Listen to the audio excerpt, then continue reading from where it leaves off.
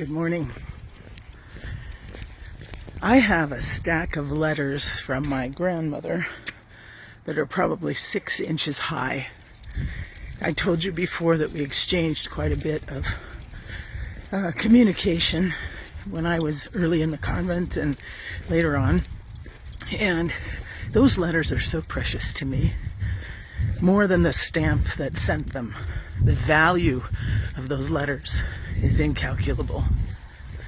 As believers, we are called to see the deeper value of the things in this world, especially in humanity, especially in one another. And when we see behavior around us, as documented by the news or by our own eyes, in the streets, or in political office, or in our families, that we do not agree with and we do not like, it's really hard to respect the individual. Yet because we operate from a different core, from a different place within us, we are called to go beyond face value. We are called to trust that there is more there than meets the eye.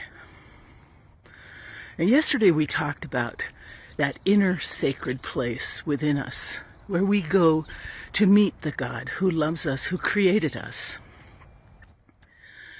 When times get challenging, when I'm challenged to respect people, their behaviors and the way they act in response to triggers, I try to go back to that reality of that sacred space, not just within myself, but within them.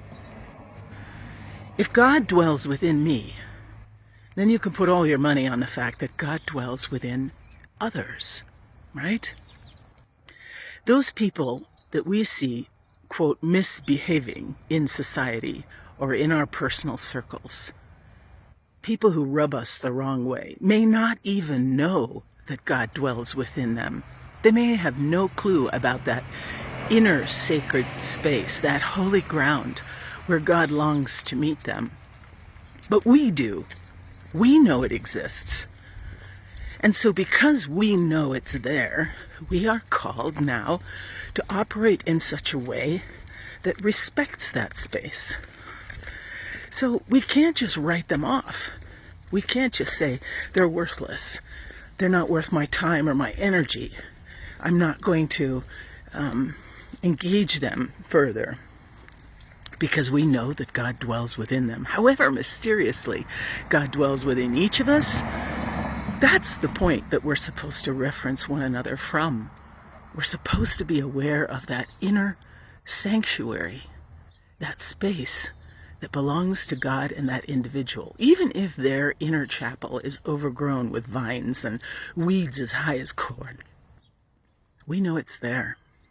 And once we know it, we can't unknow it. This is really hard work. It's so much more important than what 4 or 5 minutes today can devote to it.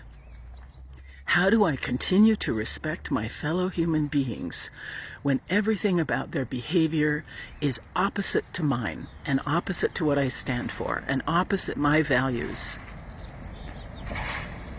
The love that God has for me is equal to the love that God has for them. This challenge is laid before us every single day. How will I respond? If I know this is true, if I can build on the respect that I have for God's place in their lives, even if they don't know it, it more and more becomes my first response to behavior like this, to where I will take a deep breath and step back before I condemn and judge, because the mysterious work of God is still unfolding there. Imagine if this respect that we could offer one another were contagious.